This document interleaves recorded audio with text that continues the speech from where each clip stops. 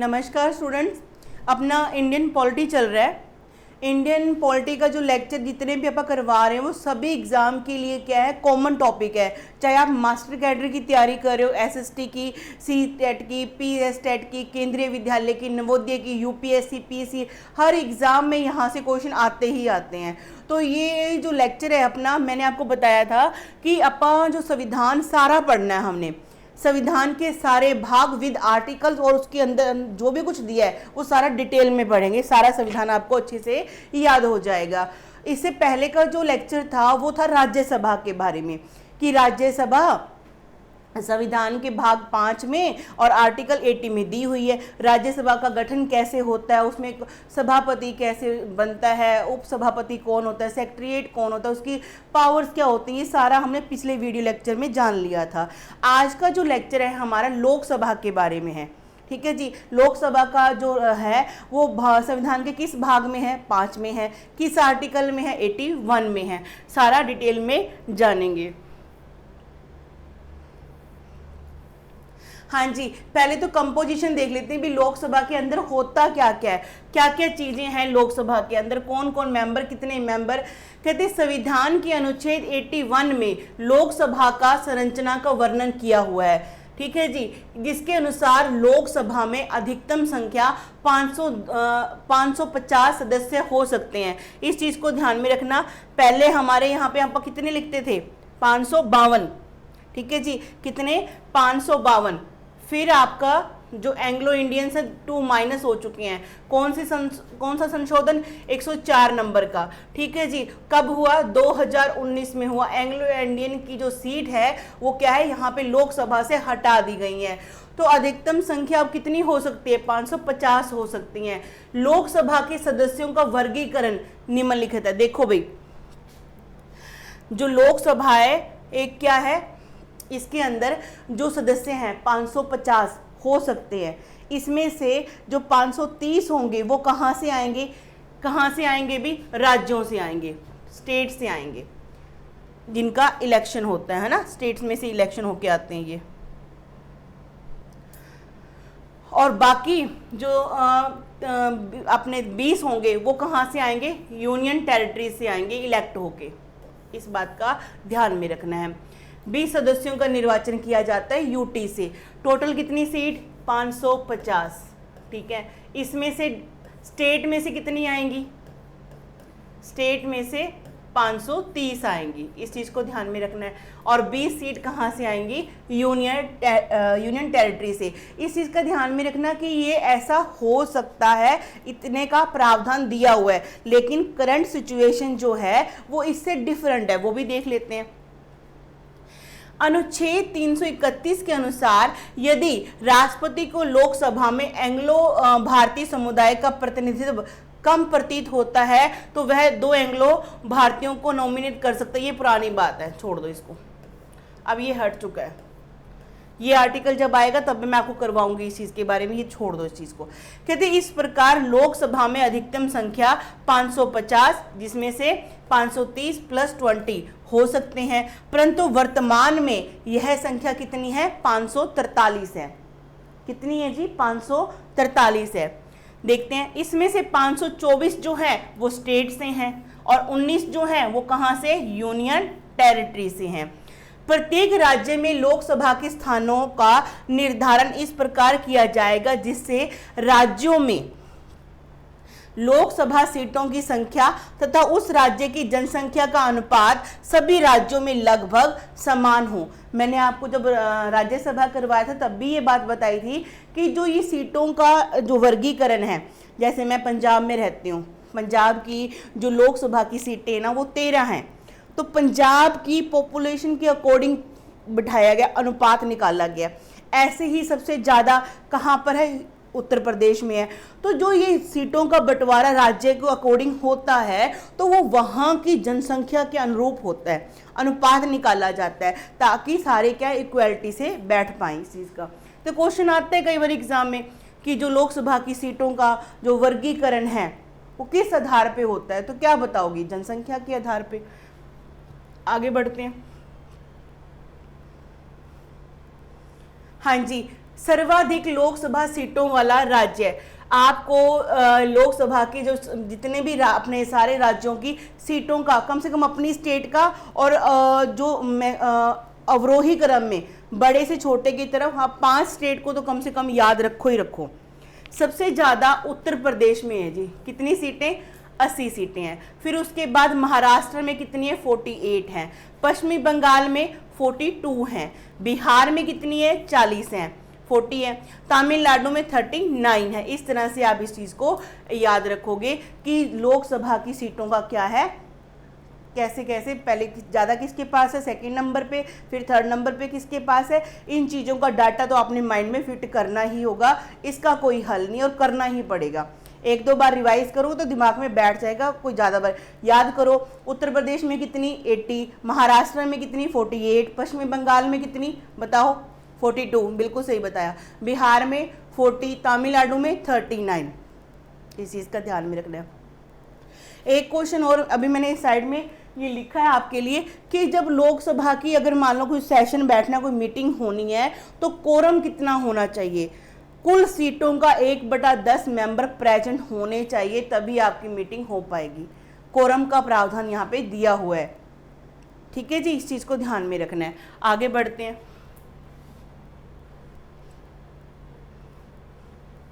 हाँ जी, लोकसभा अब आपने जान ली भी, इतनी सीटें होती हैं। 543 सीटें करंट में हो कितनी सकती हैं? 550 हो सकती हैं। पहले 552 होती थी, 2 एंग्लो इंडियंस को हटा दिया गया। कौन सा संशोधन? 104 नंबर का। कब? 2019 में हटा दिया गया, ठीक है जी। और बाकी मैं 331 का जो आर्टिकल है वो डिटेल में आगे करवाऊंगी। अब हमने ये जाना, ये तो हो गए, चलो ठीक है, हर स्टेट से इतने इतने मेंबर लोकसभा में रिप्रेजेंट करेंगे अपनी अपनी स्टेट के लोगों को, मान लिया, ठीक है। अब यहाँ पर क्या है, एक हाउस बना दिया गया, इतने मेंबर है, उसको क्या है सिस्टमेटिकली रखने के लिए, काम चलाने के लिए कोई अधिकारी भी होते होंगे। हाँ जी बिल्कुल होते हैं। कौन होते हैं? ध्यान से सुनो। लोकसभा के अंदर प्रोटेम स्पीकर होता है। अब आप बोलोगे मैम प्रोटेम स्पीकर क्या होता है, सुना ही नहीं, मैं बताऊंगी अभी आपको। फिर आपका लोकसभा का स्पीकर होता है, डिप्टी स्पीकर होता है, फिर उसके नीचे आपका सेक्रेटरी जनरल ऑफ लोकसभा होता है, एक विप भी होता है, चेतक बोलते हैं जिसको। और लोकसभा की शक्तियां क्या होती हैं, ये आगे हम पढ़ेंगे। आगे बढ़ते हैं। सबसे पहले जानते प्रोटेम स्पीकर क्या होता है। प्रोटेम स्पीकर क्या होता है, सुनो ध्यान से। प्रत्येक आम चुनाव के बाद राष्ट्रपति लोकसभा के सबसे वरिष्ठ सदस्य यानी कि सीनियर सदस्य को अस्थायी तौर पे, नॉन परमानेंटली, ठीक है जी, सदन का क्या है, अध्यक्ष घोषित करते हैं। उसे क्या बोलते हैं, प्रोटेम। परमानेंट नहीं है, लोकसभा चुन के आ गई, ठीक है, ये मेंबर चुन के आ गए भाई, ठीक है। अब इसमें से क्या जो सीनियर होगा उसको क्या कर देंगे, राष्ट्रपति नियुक्त करेगा, क्या, प्रोटेम स्पीकर। अपनी जो बात कहने के लिए, अपने रेगुलेट करने के लिए एक बंदा तो बीच में चाहिए ना, जिसको किसी को कोऑर्डिनेट कर सके। आगे सुनो ध्यान से। प्रोटेम स्पीकर के 2 कार्य हैं, सुनो ध्यान से, क्या क्या कार्य है। कहते हैं नवनिर्वाचित सदस्यों, जो नई लोकसभा बन के आई है, जितने सांसद आए हैं, एमपी आए हैं, को शपथ दिलाना, ये उनको शपथ दिलाता है। लोकसभा अध्यक्ष एवं उपाध्यक्ष का निर्वाचन होने तक अस्थायी तौर पे सदन का संचालन करना, यानी कि जब तक कि स्पीकर और डिप्टी स्पीकर कोई बनाया नहीं जाता तब तक ये प्रोटेम स्पीकर काम करेगा। बात समझ गए। प्रोटेम स्पीकर नई लोकसभा बन के आ गई, ये मेंबर 543 चुन के आगे जी, ठीक है जी, बैठ गए। अब इसमें से सीनियर को क्या बनाया जाएगा, प्रोटेम स्पीकर बनाया जाएगा। किसके द्वारा, राष्ट्रपति के द्वारा। ये काम क्या करेगा, पहले तो जो नई लोकसभा के जितने एमपी आए हैं, है ना, इनको क्या करेगी, शपथ दिलवाएगा ये बंदा। दूसरा क्या काम करेगा भी, जब तक स्पीकर ना बना दिया जाए, जब तक डिप्टी स्पीकर ना बना दिया जाए, ये काम करेगा। और ये नॉन परमानेंट होता है, परमानेंट नहीं होता। एग्जाम में ये क्वेश्चन आते हैं ऐसे। देखिए आगे क्या है, राज्य विधानसभाओं के चुनाव के बाद भी उपयुक्त उद्देश्यों की पूर्ति के लिए राज्यपाल द्वारा अस्थायी विधानसभा अध्यक्ष की नियुक्ति की जाती है। और सेम कंडीशन स्टेट्स में भी होती है।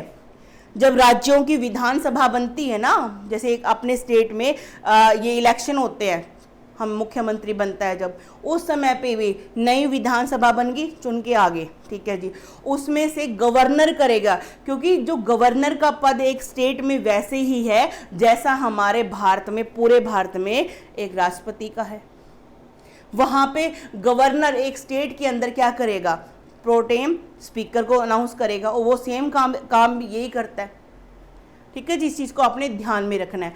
पर वहाँ पे कौन करता है, स्टेट में गवर्नर करता है, राज्यपाल करता है। राज्यपाल यूनियन गवर्नमेंट का नुमाइंदा होता है, स्टेट की निगरानी रखता है कि मुख्यमंत्री अपनी मर्जी तो नहीं कर रहा, स्टेट के बीच में और यूनियन गवर्नमेंट के बीच कोऑर्डिनेट का काम करता है। ध्यान में रखना है इस बात को। आगे बढ़ते हैं। हाँ जी, अब लोकसभा स्पीकर की बात सुन लो। अब लोकसभा स्पीकर क्या करता है, कहते लोकसभा अध्यक्ष संसद के निम्न सदन, लोकसभा को निम्न सदन बोला जाता है, पता ही होगा आपको, हाउस ऑफ पीपल बोला जाता है, युवाओं का सदन बोला जाता है इसको, ठीक है जी। आप इस चीज को ध्यान में रखना, इसको निम्न सदन लोअर हाउस बोला जाता है, जनता का सदन बोला जाता है इसको युवाओं का सदन बोलते, क्योंकि इसमें उम्र 25 साल चाहिए होती है, राज्यसभा में 30 साल चाहिए होती है, तो कौन बड़ा छोटा हो गया, लोकसभा के मेंबर, है ना। इस चीज को ध्यान में रखना आप चीज। आगे बढ़ते हैं। कहते लोकसभा अध्यक्ष संसद के निम्न सदन, लोकसभा का पीठासीन अधिकारी प्रिजाइडिंग ऑफिसर होता है, ठीक है जी। एक उस अधिकारी जो मेन होगा, पीठासीन यानी कि मुख्य अधिकारी ये होगा, प्रिजाइडिंग ऑफिसर होगा। आम चुनाव के बाद सदन की पहली बैठक में सदन के सदस्यों के द्वारा अपने में से किसी एक अध्यक्ष को एवं उपाध्यक्ष को निर्वाचित किया जाता है। आम चुनाव के बाद जो पहली मीटिंग होगी, ठीक है जी, उसमें जो ये अपना लोकसभा के जितने मेंबर होते हैं अपने में से क्या करेंगे, एक स्पीकर और एक डिप्टी स्पीकर को निर्वाचित करेंगे। लोकसभा के अध्यक्ष का निर्वाचन की तिथि राष्ट्रपति द्वारा निर्धारित की जाती है। इसके अतिरिक्त जब भी अध्यक्ष का पद रिक्त होता है तब पुनः सदन के सदस्य नए अध्यक्ष का चुनाव करते हैं। बात समझ में आ रही है कि अगर मान लो, और ये डेट कौन फिक्स करेगा भी, किस दिन लोकसभा के स्पीकर का चुनाव होना है, राष्ट्रपति करते हैं। बात छोटी सी है लेकिन दिमाग से निकल गई तो क्या करोगे, इसको दिमाग में बिठा लो, क्योंकि इस तरह के क्वेश्चन आते हैं एग्जाम में, और यही क्वेश्चन आपको बाकियों से डिफरेंट बनाते हैं।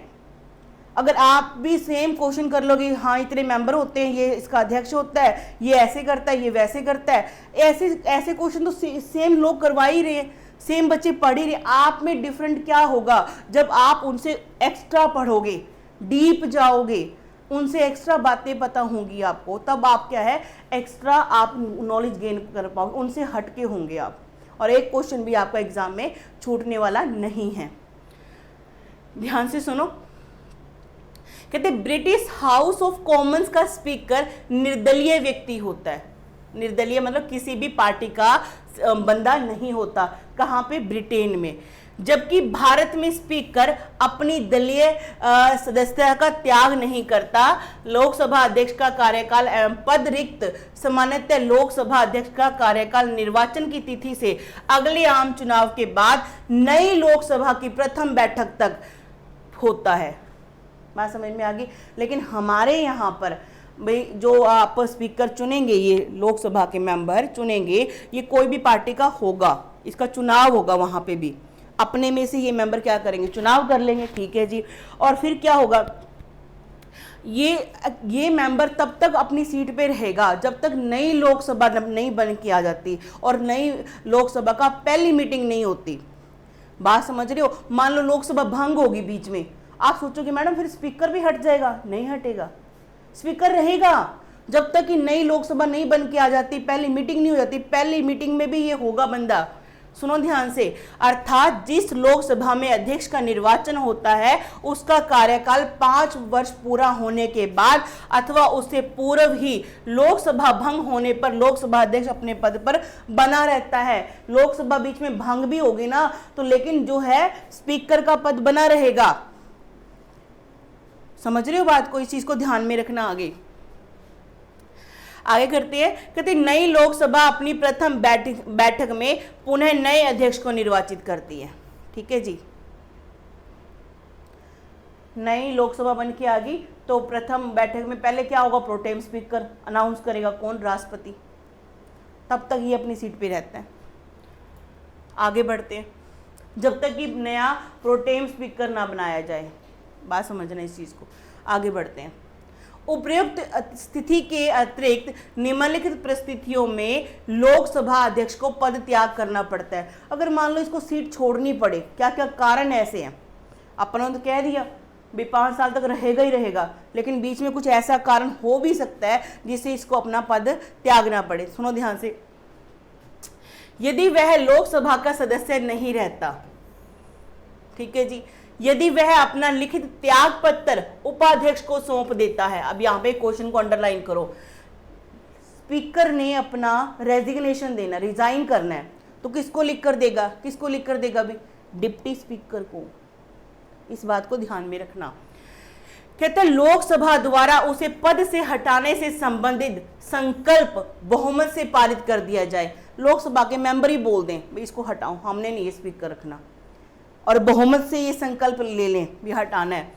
कहते हैं लोकसभा अध्यक्ष को उसके पद से हटाने से संबंधित संकल्प सदन में प्रस्तावित करने से 14 दिन पूर्व उसे सूचित करना आवश्यक होता है। ठीक है, जब सदन में लोकसभा अध्यक्ष को पद से हटाने का संकल्प विचाराधीन हो, विचार चल रहा हो, तो उस अवधि में उसे सदन की बैठक में एक सामान्य सदस्य के समान उपस्थित होने, बोलने, मत देने का अधिकार होगा, परंतु वह सदन की अध्यक्षता नहीं करेगा। मान लो स्पीकर के खिलाफ सदन के सारे सदस्यों ने बोला बहुमत से पास करो भी इसको हटाना है, ये विचार चल रहा है, उस कंडीशन में ये बंदा जो स्पीकर है वो उस सभा में बैठ भी सकता है, बोल सकता है, मत दे सकता है, लेकिन अध्यक्षता नहीं कर सकता। समझ रहे हो, अध्यक्षता नहीं करेगा। आगे बढ़े, अध्यक्षता फिर कौन करेगा, डिप्टी करेगा भी उसकी जगह पे। आगे बढ़ते हैं, लोकसभा का उपाध्यक्ष, डिप्टी स्पीकर, इतना डिटेल में कहीं लेक्चर नहीं मिलेगा आपको, गारंटी है इस चीज की।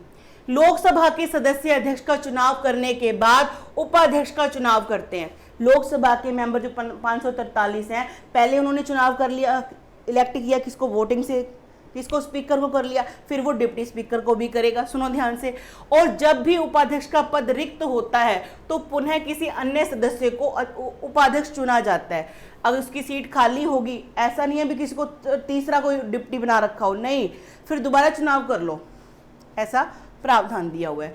कहते उपाध्यक्ष के चुनाव की तिथि अध्यक्ष द्वारा निर्धारित की जाती है। अब यहां सुनो, स्पीकर के इलेक्शन की जो डेट है वो राष्ट्रपति निर्धारित करता है, लेकिन डिप्टी स्पीकर की जो चुनाव की जो डेट है वो कौन निर्धारित करेगा, स्पीकर निर्धारित करेगा। वो बोलेगा तेरे को हेड बना तो दिया, तू अब संभाल अपना। राष्ट्रपति क्या बोलेगा स्पीकर को, मैंने तेरी डेट का अनाउंस करवा दी, तेरे को क्या करवा दिया, स्पीकर तू बन चुका है, मतलब तेरे लिए काम काज कर दिया मैंने, अब तू आगे अपना संभाल। और फिर स्पीकर क्या करेगा, डिप्टी स्पीकर के लिए डेट डिसाइड करेगा, 20 दिन इलेक्शन करवा लो आप। आगे बढ़ते हैं, सदन में अध्यक्ष की अनुपस्थिति अथवा पद रिक्त होने पर उपाध्यक्ष सदन की अध्यक्षता करता है। अध्यक्ष के रूप में उसके सभी कर्तव्यों का निर्वहन करता है। जब कभी स्पीकर नहीं होगा तो डिप्टी स्पीकर काम करेगा। लोकसभा अध्यक्ष एवं उपाध्यक्ष तब तक अपने पद पर बने रहते हैं जब तक लोकसभा के सदस्य हैं। ठीक है जी, अध्यक्ष और उपाध्यक्ष तब तक अपने पद पर बने रहते हैं जब तक कि वे लोकसभा के सदस्य हैं। यदि लोकसभा से उनकी सदस्यता समाप्त हो जाती है तो उसका पद क्या है, स्वयं रिक्त हो जाएगा। मतलब लोकसभा का कार्यकाल पूरा हो गया, 5 साल हुआ, तो इनकी सीट भी खाली हो जाएगी। मैंने समझाया ही अभी आपको, है ना। लेकिन लोकसभा भंग होगी उस समय पे ऐसा नहीं होता। लोकसभा उपाध्यक्ष अध्यक्ष को संबोधित कर अपने हस्ताक्षर युक्त त्याग पत्र पद त्याग सकता है। डिप्टी स्पीकर ने रिजाइन करना है, किसको करेगा, किसको लिख कर देगा, स्पीकर को लिख के देगा। स्पीकर ने रिजाइन करना है, डिप्टी स्पीकर को लिख के देगा। ये तो वही बात होगी ना, राष्ट्रपति ने रिजाइन करना है तो उपराष्ट्रपति को दे दे, उपराष्ट्रपति ने रिजाइन करना है तो राष्ट्रपति को दे दे त्याग पत्र अपना। समझ गए, आगे बढ़ते हैं। हाँ जी, इसके अतिरिक्त सदन के सदस्य बहुमत से पारित संकल्प के द्वारा उपाध्यक्ष को उसके पद से हटा सकते हैं। जैसे स्पीकर को हटाना होता है वैसे ही इसको डिप्टी स्पीकर को भी उसके पद से हटा सकते हैं। परंतु ऐसा प्रस्ताव सदन में प्रस्तुत करने से 14 दिन पहले उपाध्यक्ष को इस विषय में सूचना दी जाती है। सेम डिप्टी स्पीकर को भी दी जाती है और स्पीकर को भी ऐसा ही दिया जाता है। जब सदन में उपाध्यक्ष को पद से हटाने की प्रक्रिया चल रही है, इस स्थिति में उपाध्यक्ष एक सामान्य सदस्य के रूप में सदन की बैठकों में शामिल होगा, मतदान करेगा। वह न तो सदन की अध्यक्षता कर सकेगा और न ही निर्णायक मत का प्रयोग करेगा। समझ में आ गई? निर्णायक मत का, कास्टिंग वोट का। सेम डिप्टी स्पीकर भी नहीं कर सकता। कास्टिंग वोट क्या होता है? मान लो किसी मत के ऊपर सदन में चर्चा हो रही है और कुछ लोग क्या हैं, फेवर में हैं और कुछ अगेंस्ट में हैं। वो कहते हैं चलो वोटिंग करवाते हैं, वोटिंग करवाते हैं, दोनों के मत बराबर आ गए। अब स्पीकर का काम होगा क्या? निर्णायक मत देना। कास्टिंग वोट बोलते हैं उसको। ठीक है जी, वो किसके फेवर में अगेंस्ट में देता है उसके ऊपर डिपेंड करता है। हाँ जी, लोकसभा के अध्यक्ष एवं उपाध्यक्ष का वेतन कहां से आता है? भारत के कंसोलिडेट निधि से, कंसोलिडेटेड फंड से आता है। इस चीज को ध्यान में रखना है। ठीक है जी। एक क्वेश्चन है आपके लिए, अटॉर्नी जनरल करवाया था मैंने आपको। अटॉर्नी जनरल की जो वेतन है, जो कौन निर्धारित करता है? संविधान में तो लिखा नहीं हुआ उसके वेतन के बारे में, राष्ट्रपति निर्धारित करता है। ठीक है जी। और वो कहाँ से आता है, वो कहाँ से दिया जाता है उसको वेतन, ये आपने कमेंट करके आपने बताना है। आगे बढ़ते हैं। चलिए लोकसभा महासचिव को पढ़ लेते हैं। लोकसभा महासचिव, लोकसभा महासचिव संसद का स्थायी परमानेंट पदाधिकारी होता है। ऐसा नहीं है 5 साल के बाद कार्यकाल खत्म हो गया, नहीं, चलता रहेगा इसका। ठीक है जी। जो 60 वर्ष की आयु तक, 60 वर्ष की आयु तक चलता रहेगा, इस पद पर कार्य करता है, वह संसद अथवा लोकसभा के प्रति नहीं बल्कि लोकसभा अध्यक्ष के प्रति उत्तरदायी होता है। स्पीकर को आंसरेबल होता है ये बंदा, सेक्रेटरीट। ठीक है जी। और कितने टाइम के लिए रहेगा? 60 साल की उम्र तक, 60 साल की उम्र तक ये रहेगा। ठीक है जी। ये नहीं है कि एक लोकसभा आएगी फिर दूसरा बन जाएगा, तीसरा बन जाएगा, ऐसा नहीं होगा। इसकी सीट परमानेंट है। आगे देखते हैं। कहते हैं लोकसभा सचिव के प्रमुख काम क्या है? इसके काम क्या? ये बंदा तो चलो ठीक है 60 साल तक रहेगा, अब काम क्या करेगा? पहली बात तो यहां ध्यान रखो कि ये परमानेंट है। दूसरी बात क्या, ये अपने कामों के लिए आंसरेबल किसको है? ऐसे कोई मंत्री संतरी हाँ रे ऐसा क्यों किया, ऐसा नहीं, ये सिर्फ स्पीकर को जवाब देगा अपने कामों के लिए। ठीक है, और किसी को नहीं। आगे देखते हैं। कहते वह राष्ट्रपति की ओर से सदन के अधिवेशन में उपस्थित होने के लिए सदस्यों को निमंत्रण जारी करता है। ठीक है जी। राष्ट्रपति ने मीटिंग बुलाई है, कौन इन्फॉर्म करेगा मंत्रियों को? ये करेगा सेक्रेटरी। ठीक है जी। तथा अध्यक्ष की अनुपस्थिति में विधेयकों को प्रमाणित करता है। अब स्पीकर नहीं है तो विधेयकों को क्या करता है? प्रमाणित करता है, देखता है, उनको जांच करता है। वह सदन की ओर से संदेश भेजता है, वह अध्यक्ष के संदेशों को प्राप्त भी करता है। सदन या समितियों के समक्ष जो गवाह प्रस्तुत होते हैं उनके विरुद्ध सम्मन जारी कर सकता है। मैं आपको लोकसभा की समितियां भी करवाऊंगी, बड़ी इंपॉर्टेंट है। बहुत क्वेश्चन आते हैं यूपीएससी में, पीसीएस में बड़े क्वेश्चन आते हैं इसके बारे में। कहता है वह सदन की ओर से संदेश भेजता है। किसी को कोई संदेश भेजना सदन की ओर से तो ये भेजेगा। वह अध्यक्ष के संदेशों को प्राप्त भी करता है और अध्यक्ष ने क्या संदेश दिए हैं वो भी प्राप्त करके बताएगा लोगों को, सदन के सदस्यों को। सदन या समितियों के समक्ष जो गवाह प्रस्तुत होते हैं उनके विरुद्ध सम्मन जारी कर सकता है, वारंट जारी कर सकता है। इतना अधिकार होता है, पावर होता है। बहुत पावरफुल सीट है ये भी। आगे बढ़ते हैं। लोकसभा के सभापतियों की तालिका। ठीक है जी। आपने स्पीकर पहले देखा, प्रोटेम स्पीकर, फिर स्पीकर, फिर डिप्टी स्पीकर, फिर सेक्रेटरी देखा आपने। अब इनके अलावा एक ना पैनल बनाते हैं 10 मेंबर का। जैसे राज्यसभा में 6 मेंबर का पैनल बनाते हैं, भी 6 मेंबर ना एक बना दिया हाउस बना दिया 6 मेंबर का, एक पैनल बना दिया भी, ये भी क्या है मुख्य काम करते हैं। ठीक है जी, देखो जरा सुनो, कहते लोकसभा अध्यक्ष लोकसभा के नियमों के अनुसार सदन के 10 सदस्यों को चुनकर लोकसभा के सभापतियों की तालिका का गठन करता है, पैनल बनाता है। अध्यक्ष एवं उपाध्यक्ष की अनुपस्थिति में इस तालिका का कोई सदस्य सभापति सदन में पीठासीन अधिकारी के रूप में कार्य करता है। मान लो किसी कारण से स्पीकर भी नहीं है लोकसभा में, डिप्टी स्पीकर भी नहीं है, तो ये जो 10 मेंबर के एक बनाया ना पैनल, इसमें से एक मेंबर कोई भी क्या है अध्यक्ष बनेगा, काम करेगा फिर एब्सेंस में। समझ गई बात? ठीक है जी। ऐसी स्थिति में उस सभा को लोकसभा अध्यक्ष के समान शक्तियां एवं अधिकार प्राप्त होते हैं, और ऐसी कंडीशन में जो पैनल का मेंबर अध्यक्ष बना होगा, स्पीकर और डिप्टी स्पीकर की एब्सेंस में, तो क्या करेगा, सारी पावर्स को एंजॉय करेगा और सारी उनके पास शक्तियां भी होंगी, अधिकार भी होंगे। परंतु यदि अध्यक्ष एवं उपाध्यक्ष स्पीकर और डिप्टी स्पीकर का पद रिक्त है, सीट खाली है, वो अलग बात हो जाएगी, तब इस तालिका के सदस्य पीठासीन नहीं हो सकते, फिर अध्यक्ष नहीं बन सकते। ऐसी स्थिति में राष्ट्रपति द्वारा नियुक्त किया गया कोई व्यक्ति अध्यक्ष के कर्तव्यों का निर्वहन करेगा।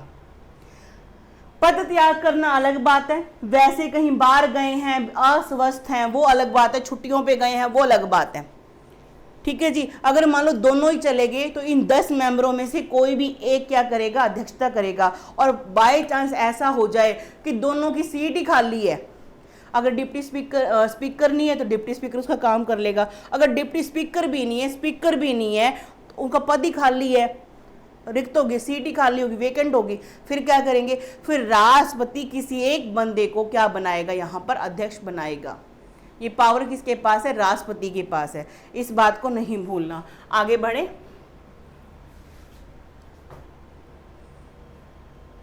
हाँ जी, एक होता है विप। विप सचेतक का कार्य करता है। सचेतक का सुन लो ध्यान से, कहते सचेतक का कार्य संसद में अपने राजनीतिक दल के सदस्यों को अनुशासन में रखना होता है। ठीक है जी, अपने राजनीतिक दल को, अपनी अपनी पार्टी को क्या करना है, अनुशासन में, डिसिप्लिन में रखना है। प्रत्येक राजनीतिक दल चाहे वह सत्ता में हो या विपक्ष में अपने एक सदस्य की नियुक्ति सचेतक के रूप में करती है। हर पार्टी का एक विप होता है। ठीक है जी, अपनी अपनी पार्टी के मेंबरों को क्या कहता है, डिसिप्लिन में रहो भाई, डिसिप्लिन में। ठीक है, नहीं तो डिस्क्वालीफाई हो जाओगी, आपकी सदस्यता चली जाएगी। उसका मुख्य कार्य यह देखना होता है कि दल के सदस्य संसद में उपस्थित हैं, प्रेजेंट है, मीटिंग में आ रहे हैं। यदि पार्टी सदस्य उसके निर्देशों का पालन नहीं करते तो उनके विरुद्ध अनुशासनात्मक कार्यवाही की जा सकती है। इनडिसिप्लिन क्रिएट कर रहा है, उसकी बात ही नहीं कोई मान रहा। हर पार्टी ऐसे सोच लो, किसी क्लास में मॉनिटर बनाया जाता है ना, हर पार्टी जैसे विपक्षी दल है, चाहे कितनी पार्टियां वहां पे 543 को रिप्रेजेंट कर रही होंगी, है ना, अलग अलग पार्टी के मेंबर होंगे वहां पे। हर पार्टी अपना एक मॉनिटर बना के रखती है भी, अपनी अपनी क्लास को क्या करना है, अपनी अपनी पार्टी को डिसिप्लिन में रखना है। अगर वो नहीं रखता तो इनडिसिप्लिन का दोष लग जाएगा। अच्छा, एक आपके लिए क्वेश्चन, आप ये बताओ कितने दिन तक कोई मेंबर अगर मीटिंग में प्रेजेंट नहीं होता, सेशन ज्वाइन नहीं करता, मीटिंग में नहीं आता, तो उसको उसका पद खाली कर दिया जाएगा। कितने दिनों तक ये प्रावधान है, इस बात को आपने बताना है। हाँ जी, लोकसभा की शक्तियां देख लेते हैं। भी लोकसभा तो ठीक है, 543 मेंबर हैं इसके, और इसमें स्पीकर होता है, डिप्टी स्पीकर होता है, सेक्रेटरीट होता है, उसके बाद 10 मेंबर का एक पैनल बैठता है, एक विप होता है, अपनी अपनी पार्टी के लिए होते हैं वो। तो फिर ये काम क्या करते हैं, शक्तियां क्या हैं इनके पास, दिमाग में क्वेश्चन तो आना चाहिए। देखते हैं, देखो इनकी विधायी शक्तियां क्या है, कानूनी शक्तियां क्या है, वित्तीय फाइनेंशियल शक्तियां क्या है, कार्यपालिका पर नियंत्रण कैसे है, संविधान संशोधन की शक्तियां, निर्वाचक मंडल के रूप में, ठीक है जी, राष्ट्रपति के विरुद्ध महाभियोग में क्या शक्तियां इसके पास, राज्यसभा द्वारा उपराष्ट्रपति को पद से हटाए जाने का प्रस्ताव का अनुमोदन में क्या शक्तियां, न्यायाधीशों को हटाने संबंधी लोकसभा का क्या रोल है, इन चीजों में लोकसभा का रोल क्या है, क्या रोल है उसका लोकसभा का इन शक्तियों, इन कार्यों के अंदर, वो देखते हैं। देखिए लोकसभा की विधायी शक्तियां सुन लो पहले। विधायी मतलब कानूनी। कहते संविधान के अनुसार भारतीय संसद संघ सूची, समवर्ती सूची, अवशिष्ट विषयों और कुछ परिस्थितियों में राज्य सूची के विषयों पर कानून निर्माण कर सकती है। ठीक है जी, लोकसभा को ये अधिकार है। ठीक है जी, संविधान के अनुसार मतलब कि संसद को ये अधिकार है कि कानून बना सकती हैं। संविधान के द्वारा साधारण अवित्तीय नोट मनी बिल मतलब कि फाइनेंस से संबंधित कोई बात नहीं, विधेयक और संशोधन विधेयकों के संबंध में कहा है कि इस प्रकार के विधेयकों को लोकसभा या राज्यसभा में दोनों में से किसी सदन में भी प्रस्तावित किया जा सकता है और दोनों से पारित होने पर राष्ट्रपति के हस्ताक्षर के लिए भेजे जाएंगे। सीधी बात सुनो, सिंपल लैंग्वेज में समझो। सुनो, कहता है कि सिर्फ फाइनेंस से संबंधित कोई बिल नहीं होना चाहिए। ठीक है जी, और कोई भी बात बाकी है, बिल कोई भी है, वो चाहे राज्यसभा में ले आओ चाहे लोकसभा में ले आओ, कोई हमें प्रॉब्लम नहीं है। लेकिन जो मनी से संबंधित बिल होंगे ना, वो सारे के सारे पहले कहाँ जाते हैं? लोकसभा में जाते हैं। संसद को संघ सूची, समवर्ती सूची, अवशिष्ट सूची में क्या है, क्या कानून बनाने का अधिकार है। आप एक कमेंट करके बताओ, जो ये तीनों सूचियां हैं कौन सी अनुसूची के अंदर ये डिफाइन की गई हैं? भारत की जो 12 अनुसूचियां हैं संविधान की, उसमें किस में से ये डिफाइन की गई हैं? ठीक है जी, ये क्वेश्चन आपके लिए है। चलिए, दोनों में से किसी भी सदन में अगर दोनों में से पास हो जाता है तो क्या करेंगे? राष्ट्रपति के सिग्नेचर के लिए भेज देंगे। ठीक है जी, परंतु दोनों सदनों में मतभेद उत्पन्न हो जाने पर राष्ट्रपति द्वारा दोनों सदनों की संयुक्त बैठक बुलाई जाती है। मान लो एक ने पास कर दिया, एक ने पास नहीं किया, मतभेद हो गया, तो राष्ट्रपति क्या करेगा भाई? ज्वाइंट सीटिंग बुला लेगा, उनकी ज्वाइंट मीटिंग। और ये किस आर्टिकल में लिखा है ये बात, मतलब ये पावर कौन सा आर्टिकल राष्ट्रपति को देता है कि भाई तू दोनों की मीटिंग इकट्ठे बुला सकता है? आर्टिकल 108 कहता है। बुला कौन सकता है? राष्ट्रपति बुला सकता है। लेकिन जो मीटिंग का हेड होगा ना इस ज्वाइंट का, कौन होगा? बुलाया राष्ट्रपति ने तो राष्ट्रपति तो नहीं होगा ना, ना ना, स्पीकर होगा। स्पीकर दिमाग में बिठा लो। लोकसभा के सदस्य संख्या राज्यसभा के दुगने से भी अधिक होने के कारण संयुक्त बैठक में विधेयक का निर्माण लोकसभा की इच्छा अनुसार होता है। इस प्रकार कानून निर्माण के संबंध में अंतिम शक्ति लोकसभा को ही प्राप्त होती है। ज्वाइंट सीटिंग बुला लोगे तो क्या कर लोगे? लोकसभा के तो मेंबर वहां पे जाके भी वोटिंग ही होगी। चलो भी वोटिंग कर लेते हैं, अभी कौन फेवर में है, कौन इसके अगेंस्ट है। तो मेंबर तो किसके ज्यादा है? लोकसभा के। और लोगों की सभा है तो लोगों का क्या है? कानून पास हो जाएगा। ठीक है, आगे देखते हो, कहते राज्यसभा साधारण विधेयक, वित्तीय विधेयक को छोड़ के राज्यसभा कहते मनी बिल से इसका कोई लेना देना ही नहीं है, को अधिकतम 6 माह तक रोक सकती है।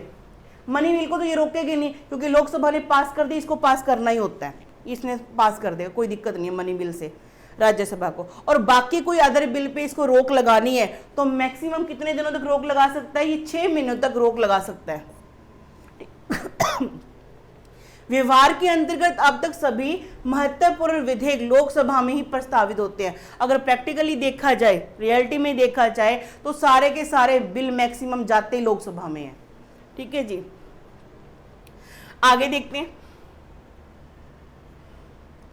संयुक्त बैठक के बारे में एक क्वेश्चन आता होता है कई बार, ये आपको मैं करवा ही देती हूँ, इंपॉर्टेंट भी है भाई, पता होना चाहिए भी। अब तक 3 बार ज्वाइंट सीटिंग बुलाई जा चुकी है, 3 बार।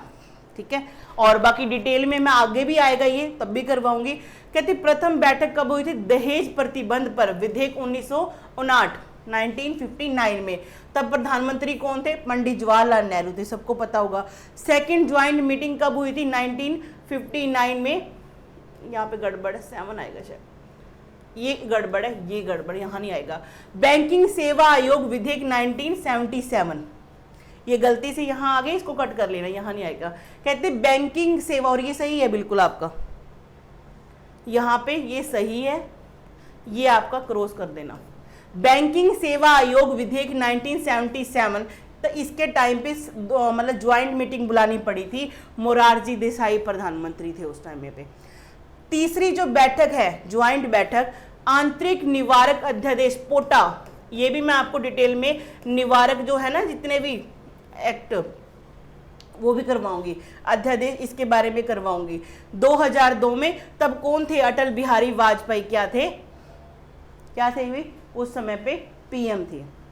इस चीज को ध्यान में रखना है। आगे बढ़ते 3 हो चुकी हैं, कब कब हुई हैं याद रख लेना, मैक्सिमम तो ज़्यादातर आपको ईयर पता होना चाहिए। 1959 में, 1977 में, 2002 में ऐसा हो चुका है। और ये भी याद रख लेना, ईयर से तो आप जो प्रधानमंत्री पता लगा ही लोगे, लेकिन क्या काम था? पहला दहेज के लिए, दूसरा बैंकिंग सेवा के लिए, तीसरा पोटा के लिए। हाँ जी, लोकसभा की वित्तीय शक्तियां, फाइनेंशियल जो मनी संबंधी जो हैं पावर क्या है? कहते भारतीय संविधान में वित्तीय शक्तियां मुख्यतः लोकसभा को ही प्रदान की गई है। मतलब फाइनेंस से संबंधित, जो मनी बिल से संबंधित जितने भी पावर है वो किसके पास है? लोकसभा के पास है। ठीक है जी। इस संबंध में राज्यसभा की स्थिति महत्वहीन है, उसका कोई महत्व नहीं है। किसका? राज्यसभा, कोई इंपॉर्टेंस नहीं इस मसले पे। कहते हैं अनुच्छेद 109 के अनुसार वित्त विधेयक लोकसभा में ही प्रस्तुत किए जा सकते हैं, राज्यसभा में नहीं। अब एक दिमाग में बिठाओ बात, हमेशा एक बात तो सारे याद करवा देंगे आपको। क्या याद करवा देंगे? कि जो आपका मनी बिल है वो हमेशा लोकसभा में ही जाता है, राज्यसभा में नहीं जाता। आप बताओ कि भाई मैडम इसका आर्टिकल बताओ, कहाँ ये बात लिखी है, क्यों नहीं जा सकता? कभी दिमाग में क्वेश्चन अराइज हुआ आपके भी ऐसा क्यों नहीं जा सकता? आर्टिकल 109 में लिखा है बात। क्यों लिखा है? क्योंकि मनी मतलब कि लोगों का जो काम काज प्रोग्रेस के लिए लगाया जाएगा, तो राज्यसभा से कोई इसका कंसर्न नहीं बनता। लोगों पे लगाया जाने पैसे संबंधी जितना भी है वो डायरेक्ट कहाँ पे? लोगों की सभा में होना चाहिए। ठीक है जी। लोकसभा से पारित होने के बाद वित्त विधेयक मनी बिल राज्यसभा में भेजे जाते हैं और राज्यसभा के लिए आवश्यक है कि वह वित्त विधेयक प्राप्त होने की तिथि से 14 दिन के अंदर अपने सुझाव के साथ या उनके बिना लोकसभा को लौटा दे। 14 दिन के अंदर वापस भेजना होता है उसको, अपने सुझाव देकर या फिर साइन करके, जो आपको लगे, उसको लगे कि हाँ नहीं करने साइन, तो अपने सुझावों के साथ भेज सकते हैं। यदि राज्यसभा ऐसा नहीं करती, 14 दिनों के अंदर अपना रिप्लाई नहीं देती, तो क्या है? इस 14 दिन बीत जाने पर वह वित्त विधेयक राज्यसभा से पारित मान लिया जाएगा। समझ गए बात? रिप्लाई ना आने की कंडीशन में क्या मान लिया? कि पारित हो चुका है। वार्षिक बजट और अनुदान संबंधी मांगे सभी लोकसभा के समक्ष ही रखी जाती हैं। जो वार्षिक बजट है, एनुअल बजट है हमारा, और अनुदान संबंधी जो ग्रांट्स के लिए पैसा मतलब देना है, ऐसे जो बिल होंगे वो सीधा सीधा कहाँ आएंगे? लोकसभा में आएंगे। और लोकसभा ऐसे पैसे कहाँ पे? लोगों की प्रोग्रेस के लिए लगाती है। 109 याद रखना है, 109 भूलना नहीं। जैसे 108 याद हो रखा है सबको कि ज्वाइंट मीटिंग होगी जी, राष्ट्रपति बुलाएगा, लोकसभा का जो स्पीकर है अध्यक्षता करेगा। इसी तरह से 109 को भी याद करो, मायने बिठाओ। क्या बिठाओ? जो मनी बिल है लोकसभा में ही जाएगा, राज्यसभा में नहीं जाएगा। ये कहाँ बात लिखी है? 109 में लिखी है, आर्टिकल 109 में ये बात लिखी हुई है। आगे बढ़ते हैं। हाँ जी, कार्यपालिका पर नियंत्रण शक्तियां, ये देख लेते हैं। कहते संविधान के अनुसार संघीय कार्यपालिका अर्थात मंत्रिमंडल व्यवहार में लोकसभा के प्रति उत्तरदायी होता है। बताया था मैंने आपको, जो प्राइम मिनिस्टर आर्टिकल 74, 75 कराया, तब मैंने करवाई थी ये बातें। कहते हैं मंत्रिमंडल केवल उस समय अपने पद पर रहता है जब तक कि उसे लोकसभा का विश्वास प्राप्त हो। ठीक है जी। संसद अनेक प्रकार के कार्यपालिका पर नियंत्रण रखती है। संसद के सदस्य मंत्रियों से सरकारी नीति संबंधी सरकार के कार्यों के संबंध में प्रश्न पूछ सकते हैं, उनकी आलोचना कर सकते हैं। संसद अधिकारी विधेयक अथवा बजट को अस्वीकार करके मंत्रियों के वेतन में कटौती का प्रस्ताव स्वीकार करके अथवा किसी सरकारी विधेयक में कोई संशोधन करके जिसमें सरकार की असहमति हो अपना विरोध प्रदर्शित करती है। समझ रही हो बात को? इसके पास पावर क्या है? ये अपने जो ये मंत्रिमंडल होता है ना, लोकसभा के प्रति उत्तरदायी होता है। इनसे सवाल पूछ सकते हैं, बताओ ऐसा क्यों किया आपने, ऐसा क्यों किया आपने ये बहस देखी होगी लोकसभा के अंदर। ठीक है जी। और ये क्या करता है? सरकार के जो काम है उसके बारे में प्रश्न पूछ सकता है, उसकी आलोचना भी करता है। ठीक है जी। और बजट को अस्वीकार भी कर सकता है कि हमें ये बजट आपका पसंद नहीं आया, कितना पैसा आ रहा है, कितना खर्च हो रहा है, पूरा विवरण चाहिए हमें। इसको जो भी आपकी असहमति है वो जता सकते हैं यहाँ पर। वह स्थगन प्रस्ताव अर्जनमेंट मोशन पारित करके भी सरकार की नीतियों की आलोचना कर सकती हैं। मीटिंग से बाहर चले जाना, मीटिंग छोड़ देना कि हम क्या करते हैं, अर्जन करते हैं, हमें नहीं ज्वाइन करना है ऐसी कार्यपालिका को। लोकसभा के द्वारा अविश्वास पारित होने पर नो कॉन्फिडेंस मोशन पारित करके कार्यपालिका अर्थात मंत्रिपरिषद को बर्खास्त किया जा सकता है। ठीक है जी, लोकसभा के मेंबर्स को ये पावर्स है कि वो मंत्रियों से उनके कार्यों के बारे में जानकारी ले, उनसे पूछे और नो मोशन विश्वास पारित करके, हमें तो इन मंत्रियों पे विश्वास ही नहीं है जो आपका मंत्रिपरिषद है, कैबिनेट मिनिस्टर, राज्य मंत्री, स्वतंत्र राज्य प्रभार, उप मंत्री, सारे मैंने करवाए थे आपको, है ना, पीएम वाले वीडियो में। तो अगर लोकसभा के मेंबरों के प्रति वो उत्तरदायी हैं और वो आंसर नहीं दे पा रहे हैं या लोकसभा के मेंबर उनसे सेटिस्फाई नहीं उनके कार्यों से, तो ये क्या कर सकते हैं, उनको बर्खास्त कर सकती है। मंत्रिपरिषद को बर्खास्त किया जा सकता है। कार्यपालिका पर नियंत्रण की शक्ति के अंतर्गत ही लोकसभा संघ लोक सेवा आयोग के भारत के नियंत्रक कैग के प्रेक्षक वित्त आयोग, राज्यसभा आयोग, अनुसूचित जाति और जनजाति आयोग की रिपोर्ट पे विचार करती है।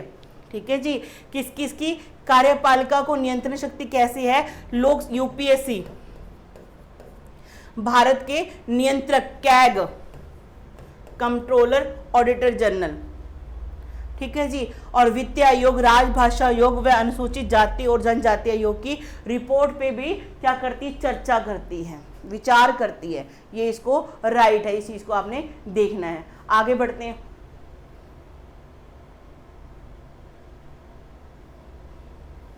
संविधान संशोधन संबंधी शक्तियां, संविधान संशोधन संबंधी शक्ति, इसमें देख लेते हैं क्या है। कहते हैं लोकसभा को राज्यसभा के साथ मिलकर संविधान में संशोधन का अधिकार भी प्राप्त है। ठीक है जी, राज्यसभा के साथ मिलकर, अकेले को नहीं, ये बात दिमाग में रखना। संविधान के अनुच्छेद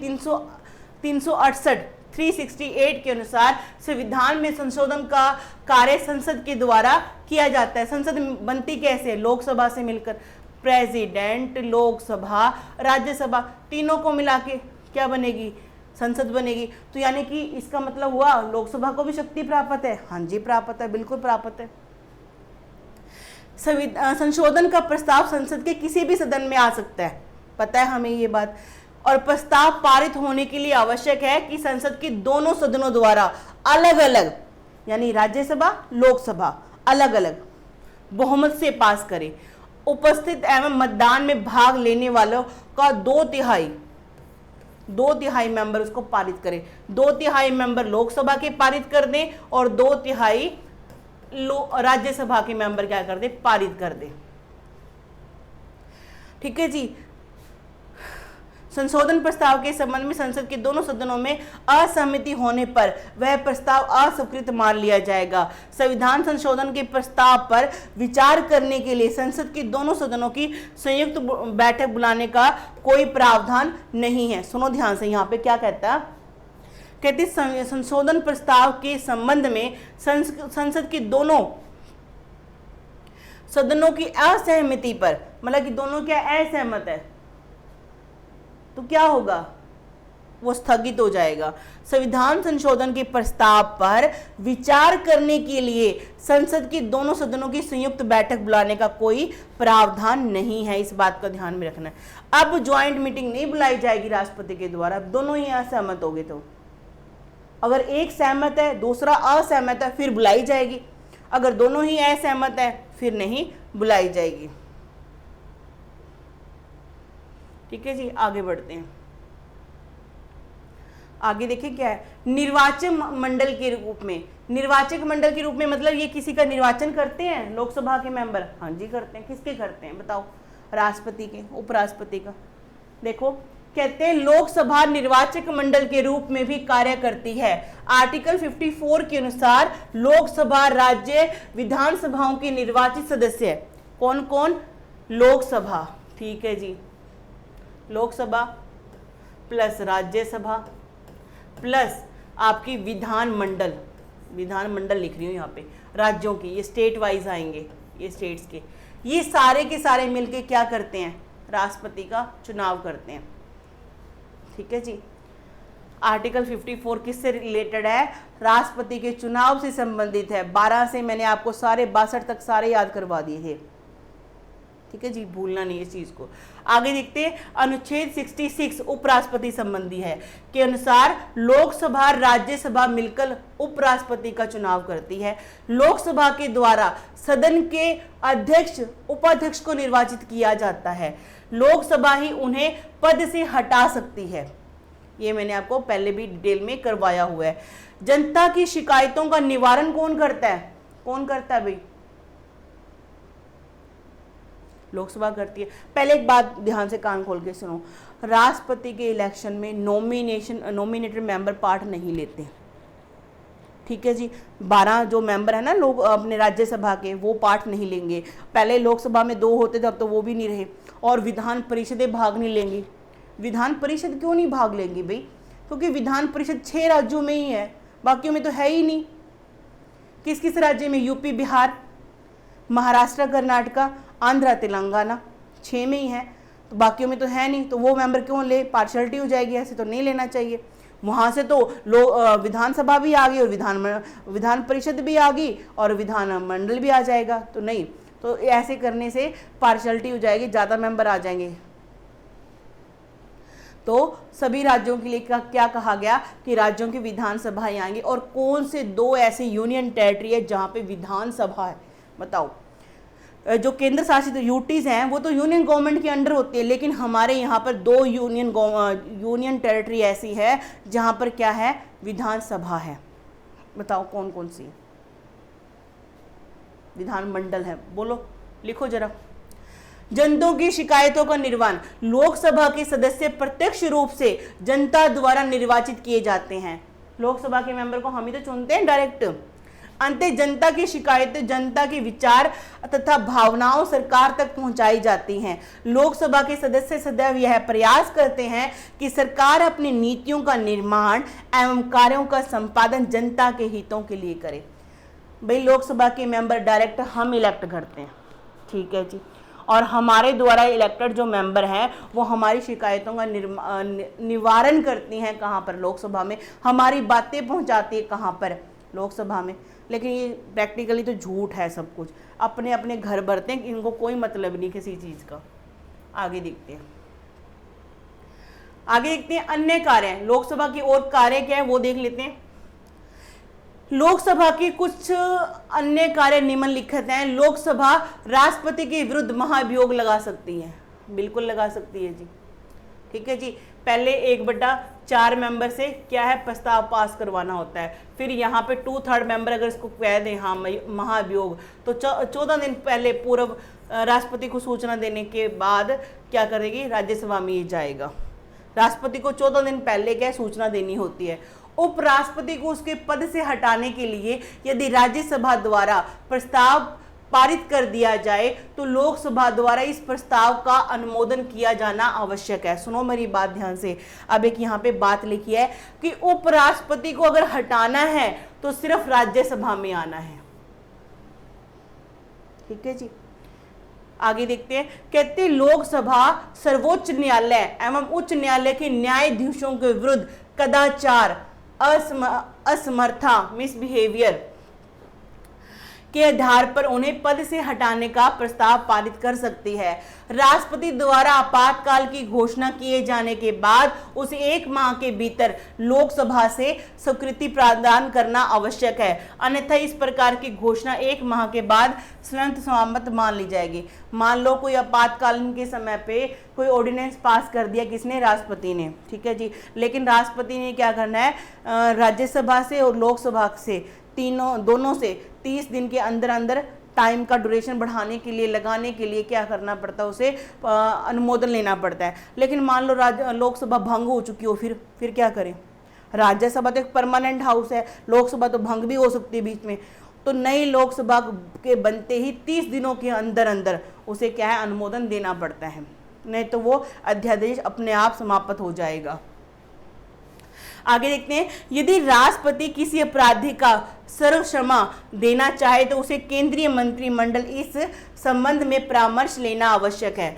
जो राष्ट्रपति का जो 72 आर्टिकल क्षमादान वाला है। अगर मान लो राष्ट्रपति किसी को क्षमादान देना चाहता है, लेकिन उसको पहले कंसल्ट करना पड़ेगा, परामर्श लेना पड़ेगा, किससे? केंद्रीय मंत्रियों से, मंत्रिपरिषद से। ठीक है जी, ऐसा नहीं है कि वो अपनी मर्जी से ही कर देगा। लोकसभा को प्राप्त शक्तियों के आधार पर यह स्पष्ट है कि यदि संसद देश का सर्वोच्च अंग है तो लोकसभा संसद का सर्वोच्च अंग है। ठीक है जी, संसद क्या है? देश का सर्वोच्च अंग है, और संसद का कौन है? लोकसभा। ठीक है जी, समझ में आ गया?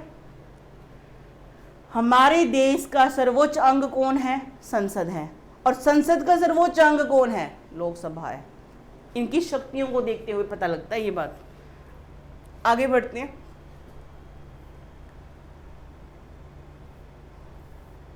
हाँ जी, लोकसभा की जो स्पीकर है ना, अब तक कौन कौन बने हैं और करंट में कौन है, ये जानना बहुत जरूरी। बहुत बार क्वेश्चन आते हैं भाई, बहुत बार।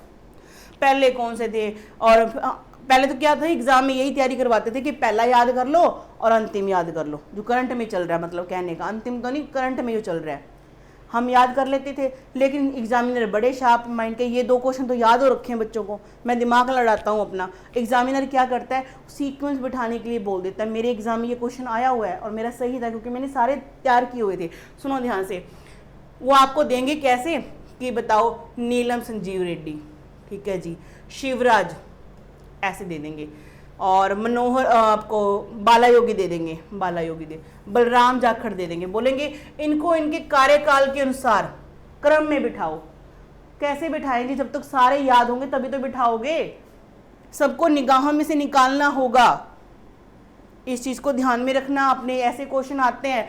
पहला मैं आपको बता देती हूँ, गणेश वासुदेव मावलंकर और एम अंतशयनम आयगर ये के डिप्टी स्पीकर थे। तो इस तरह से पहले, और आज की डेट में कौन है? ओम बिरला जी चल रहे हैं। ठीक है जी, और जो करंट कौन सी 17वीं लोकसभा, 17 नंबर की लोकसभा चल रही है, इस चीज को ध्यान में रखना है। और ये 16 जून 2019 से बने थे। तो ये डाटा आपको मिल जाएगा, सारा आपने याद करना है। या तो भाई देखो करना पड़ेगा, 1-2 बार बताओ किसी को, 1-2 बार लिख कर देखोगे तो याद हो जाएगा। सारे राष्ट्रपति सीक्वेंस में, सारे उपराष्ट्रपति सीक्वेंस में, ठीक है जी, और उनके इंपॉर्टेंट फैक्ट भी याद है। सारे प्रधानमंत्री, उप प्रधानमंत्री तो आपके 8 ही हैं, कोई दिक्कत नहीं, वो आराम से हो जाती है। फिर आपके आगे लोकसभा के स्पीकर सारे। और आपको एक बात बताऊं, एक क्वेश्चन पेपर में तो मैंने ऐसा क्वेश्चन भी देखा था, आपके अटॉर्नी जनरल की सीक्वेंस बिठाने के लिए बोला था। इलेक्शन कमीशन ऑफ इंडिया, इनमें से कौन सा नहीं बना आज तक? मतलब 3 बने हुए दे दिए, जो बन चुके हैं, रह चुके हैं, इलेक्शन कमिश्नर ऑफ इंडिया, और एक ऐसा दे दिया जो नहीं था। अब आप कैसे छांटोगे जब तक आपको सारे नहीं पता होंगे? तो सारे जानने हैं। तो भाई डीप में करना है, और मैं ऐसा ही तैयार करूंगी आपको कि आपको कोई क्वेश्चन छूटे ना आपका। आगे बढ़ते हैं।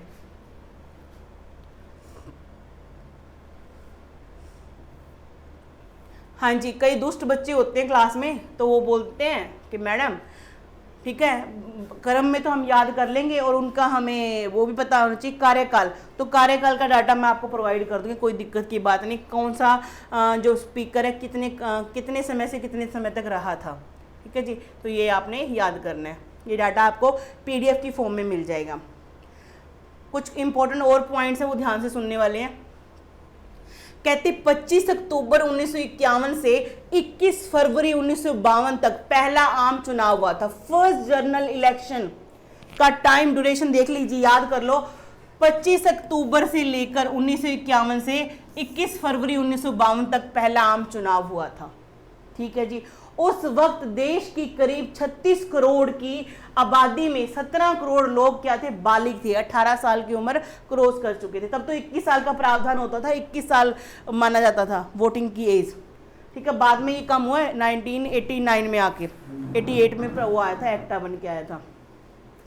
कहते भारतीय राष्ट्रीय कांग्रेस के अलावा श्यामा प्रसाद मुखर्जी की भारतीय जनसंघ, संविधान निर्माता भीमराव अंबेडकर की रिपब्लिक पार्टी, राम मनोहर लोहिया व जयप्रकाश नारायण की समाजवादी पार्टी, भारतीय कम्युनिस्ट पार्टी ने चुनाव में हिस्सा लिया था। तब लोकसभा की 489 सीटें थी। ठीक है जी, और अब कितनी है? 543 हैं। इनमें से 543 पर चुनाव होता है, जबकि 2 सीट एंग्लो इंडियन भी हटा दिया गया 104 नंबर का संशोधन करके 2019 में। ठीक है जी। कहते पहले आम चुनाव में कांग्रेस ने 364 सीटें, भाई यूपीएससी में ऐसे क्वेश्चन आपको जब मेंस लिखते हो ना, आप उसको ये बातें लिखनी पड़ती हैं, इसलिए डिटेल में करवा रही हूँ। कहते कांग्रेस को कितनी सीटें, 364 सीटों पे जीत दर्ज की थी, कर बहुमत हासिल किया था। इसके बाद 3 अप्रैल 1952 को पहली राज्यसभा का गठन पहली बार कब होता है, 3 अप्रैल 1952। ये डेट्स दिमाग में बिठा लो, आती हैं एग्जाम में। ठीक है जी। 3 अप्रैल 1952 को पहली राज्यसभा का गठन हुआ। फिर आज के दिन तो नहीं, ये किसी बुक में लिखा होगा, 17 अप्रैल 1952 को पहली लोकसभा गठित हुई थी। ठीक है जी। पहली लोकसभा का गठन कब हुआ था, 17 अप्रैल को। ठीक है जी, इस बात का ध्यान में रखना है। और राज्यसभा का 3 अप्रैल 1952 को। तो ये बातें आपने ध्यान में रखनी है। आगे देखते हैं कुछ है क्या। हाँ जी, कहते भारतीय संविधान की चौथी अनुसूची, ठीक है जी, 4th शेड्यूल, राज्यसभा का गठन पहली बार 3 अप्रैल 1952 को किया गया था, मैंने बता ही दिया। मावलंकर लोकसभा के पहले अध्यक्ष थे, मैंने बता ही दिया। श्री एम अनंत शयनम अंगीकार पहले डिप्टी स्पीकर थे। अब डिप्टी स्पीकर का नाम याद कर लो, मावलंकर जी तो सबको याद हो चुके हैं, डिप्टी स्पीकर याद कर लो। तो आज के लिए बस इतना ही, मिलते हैं नेक्स्ट क्लास में।